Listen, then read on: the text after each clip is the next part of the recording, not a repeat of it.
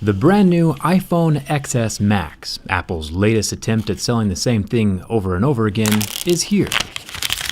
This time with a couple new backgrounds and a slightly larger screen size. Is it worth your money? I've systematically durability tested about 100 different flagship phones over the past few years, and it's time to see if Apple's Gold XS Max is durable.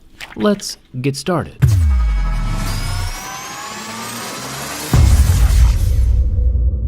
So far, things look pretty much the same, just a larger iPhone X, which is cool. Screen real estate is important. Inside the box, we get our usual Lightning port headphones and a short Lightning to USB charging cable. But this time around, Apple has decided not to include any dongles in the box. Why though? It's pretty simple actually. When comparing two dongles side by side, if I wanted to bulk manufacture a USB-C headphone dongle, it would cost me about 39 cents each. Super cheap.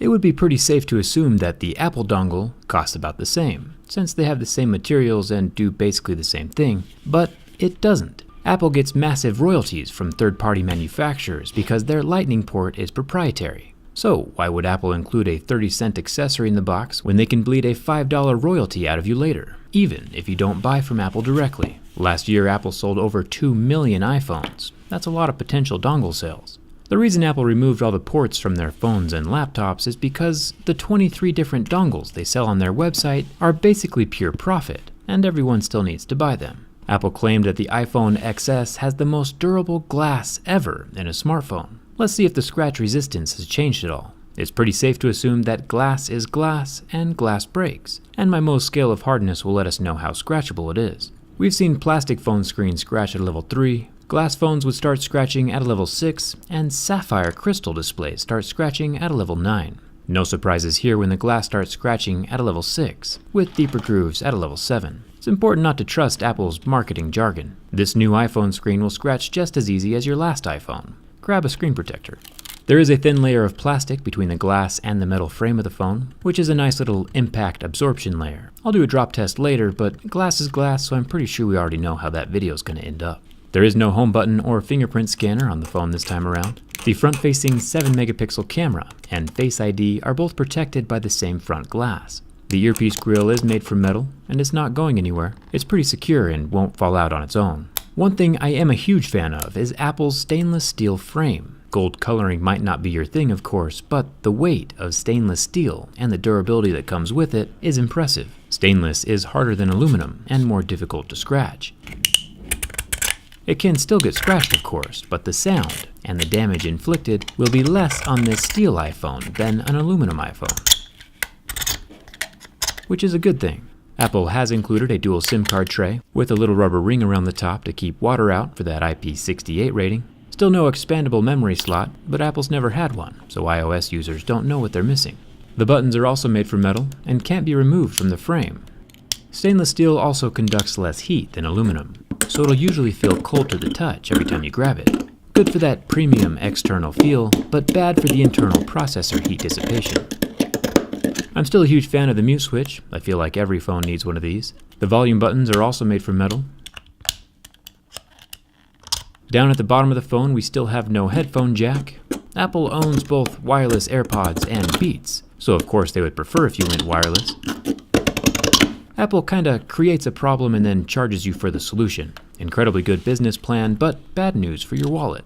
Apple didn't become the first trillion-dollar company by being generous. Speaking of lack of generosity, if you crack the back glass on your iPhone XS Max, it will cost a whopping $599 to replace. That risk, for something as fragile as glass, makes Apple's glass phones the most cosmetically fragile and delicate pieces of technology on the planet. A replacement back glass for a Samsung phone is around $30. Huge difference. If you've already given Apple all of your money, I'd debrand the phone with a skin or a case. No reason to give them free advertising as well.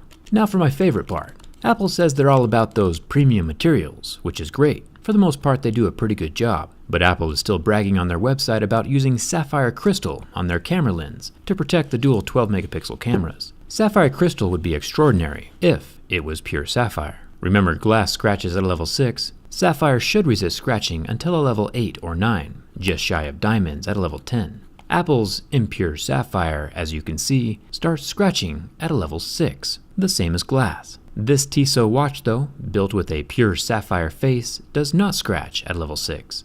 Back to the iPhone XS Max camera lens, we see more scratching with a level 7 pick, also in line with what glass would be doing.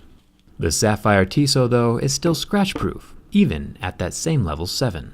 On the Max camera lens using a level 8 pick, where sapphire should start scratching, we see another mark. Taking that same level 8 pick back to the Tissot, we finally see some faint scratching. In my opinion, if Apple's impure sapphire isn't doing what sapphire is expected to do, they shouldn't be calling it sapphire. Let me know what you think in the comments. At least the Tissot watches are always consistent. As long as Apple keeps using their inferior sapphire, I'll keep buying more watches to show what premium actually looks like. Now for the burn test. Apple's a pretty fascinating company to watch. They get away with making beautiful, yet cosmetically fragile and super expensive to repair smartphones, where you'd have to buy back basic functionality, like some EA game loot box. You might be like, whoa, Jerry, tell us how you really feel. Alright, I will. It's like Tim Cook walked on stage with the fully functional Galaxy Note 9, snapped his Thanos fingers to remove half of the cool features, raised the price, and we got left with an iPhone XS Max. Maybe next year Apple will start leading in innovation again, but I'm not getting my hopes up. There's better profit margins with dongles. The 6.5-inch Super Retina display lasted over a minute on my burn test, which is pretty cool, just like the Galaxy S8 a few years ago. And now for the bin test. Every phone is not created equally. Some snap in half and end up on my shelf of shame. Apple has done an incredibly good job of making structurally sound phones the last couple of years, and as much as I would like to see this phone snap in half, it does not. Apple has once again constructed an incredibly solid and structurally sound device. Unless you end up cracking the back glass, of course. That extra $600 charge will test anyone's sanity, so be ready. The iPhone XS Max passes my durability test. But is it the cure to unhappiness? Probably not. I'd say skip this one and spend your extra cash on memories and experiences. Your current phone is probably fine, and it's not worth the marginal upgrade. I do have an extra XS Max though, and I definitely don't want it for myself. I'll give it away over on my Twitter, so come hang out with me over there. You can slap a skin on it and pretend it's an Android, or just sell it to a poor soul who doesn't know better things are out there and keep the money for yourself. Hit that subscribe button. Thanks a ton for watching, and I'll see you around.